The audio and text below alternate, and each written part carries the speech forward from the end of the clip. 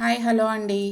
ఈరోజు క్యాటరింగ్లో ఫేమస్ అయిన మద్రాస్ ఆవకాయ రెసిపీని అయితే చూపించబోతున్నాను. ముందుగా ఒక మామిడికాయని శుభ్రం చేసి ముక్కలుగా అయితే కోసి పక్కన పెట్టుకున్నాను.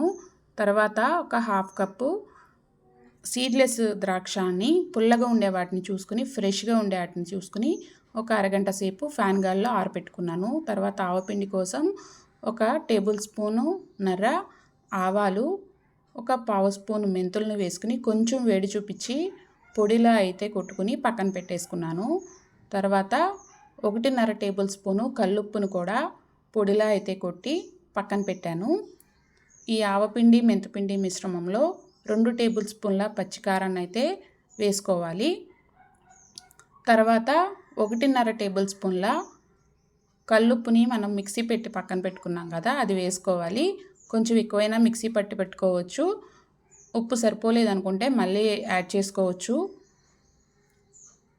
కొంచెం పసుపు వేసుకుని ఈ మొత్తం మిశ్రమాన్ని మంచిగా కలుపుకోవాలి. అన్నీ కలిసేలాగా కలుపుకోవాలి.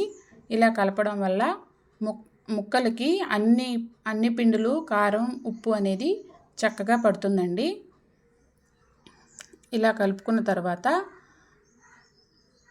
కొంచెం నూనె అయితే వేసుకోవాలి. నేను ఇక్కడ 3 టేబుల్ స్పూన్ల నూనె అయితే తీసుకున్నాను. మొత్తం 4 టేబుల్ స్పూన్లు తీసుకున్నాను. 3 టేబుల్ స్పూన్లని మిక్చర్లో అయితే యాడ్ చేసుకున్నాను. ఉప్పు, నూనె అనేది మనకి కావలసినంత యాడ్ చేసుకోవచ్చు. ఎక్కువ నిల్వ ఉండాలంటే కొంచెం నూనె అయితే ఎక్కువే పెట్టుకోవాలి పచ్చడికి. ఉప్పు కూడా సరిపడా ఉంటేనే పచ్చడి అనేది నిల్వ ఉంటుంది, లేకపోతే బూజు వచ్చేస్తుంది.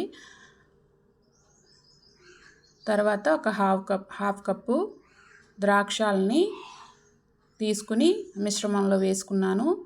తర్వాత ఇవి కప్పు పావు అయ్యాయి మామిడికాయ ముక్కలు. నాకు ఒక మామిడికాయ ముక్కలే. ఈ పచ్చడి అనేది విడిగా అయితే 5 రోజుల నుంచి 7 రోజుల పాటు ఉంటుంది. ఫ్రిడ్జ్లో పెడితే మాత్రం ఒక నెల రోజుల వరకు నిల్వ అయితే ఉంటుందండి. ఈ ముక్కల్ని ఇలాగా ద్రాక్షాలు చితికిపోకుండా మెల్లగా కలుపుకోవాలి. ఈ కలుపుకున్న మిశ్రమాన్ని జాడీలో లేదా గాజు సీసాలో పొడిగా ఉండేలాగా చూసుకుని ట్రాన్స్ఫర్ చేసుకుని నిల్వ చేసుకోవాలి. నేను ఇందాకడ 4 కప్పుల నూనె అని చెప్పాను కదండి. 3 కప్పులు ఆ మిక్చర్లో యాడ్ చేసాము. 1 కప్పు ఆయిల్ని అయితే నేను ఇలాగా జాడీలో ట్రాన్స్ఫర్ చేసుకున్న తర్వాత పైన అయితే పోసానండి. ముక్కలు మునిగాయి చక్కగా. తర్వాత 24 గంటలు పక్కన పెట్టేసుకోవాలి. తడి చెంచాని వాడకూడదు, ఎప్పుడూ పొడి చెంచానే వాడుకోవాలి.